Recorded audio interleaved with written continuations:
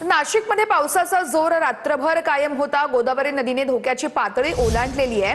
महापौर हिमगौरी आडके यांनी अधिकाऱ्यांसह पूरस्थितीची पाहणी केलेली आहे आणि नाशिकमधील सर्व नागरिकांना खबरदारी घेण्याचं आवाहन देखील करण्यात आलेलं आहे। गंगापूर धरणातून 20,000 क्युसेकना पाण्याचा विसर्ग सुरू आहे आणि गोदावरी नदीने धोक्याची पातळी ओलांडली आहे, त्यामुळे खबरदारी घेतली जाते। नाशिकमध्ये रात्रभर पावसाची संततधार सुरू आहे। दुतोंडा मारुती पाण्याखाली गेलेला आहे। पंचवटी आणि सराफ बाजाराला जोडणारा राम सेतू पूल पाण्याखाली गेलेला आहे। गोदाघाट परिसरातील मंदिर पाण्याखाली गेलेले आहेत, तर नाशिकच्या अनेक सखल भागामध्ये पाणी साचलेलं आहे।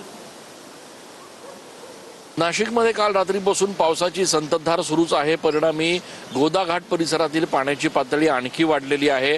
नाशिकच्या पंचवटी आणि सराफ बाजार या परिसराला जोडणारा राम सेतू पूल जो आहे तो पूर्णपणे पाण्याखाली गेल्याचं दृश्य या ठिकाणी बघायला मिळत आहे।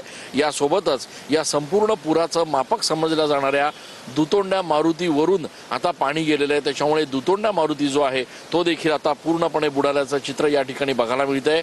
गोदाघाट परिसरातले छोटे मोठे मंदिरं, ज्याप्रमाणे यशवंत महाराजांचं जे मंदिर आहे ते या ठिकाणी पाण्याखाली गेलेलं आहे, त्यासोबतच नाशिकच्या म्हसोबा पटांगण जो आहे त्या ठिकाणी संजीवनी समाधी आहे नृसिंह गोपालदास महाराजांची, ते मंदिर या ठिकाणी पाण्याखाली आहे। आता पावसानं उसंत अद्यापही घेतलेली नाहीये।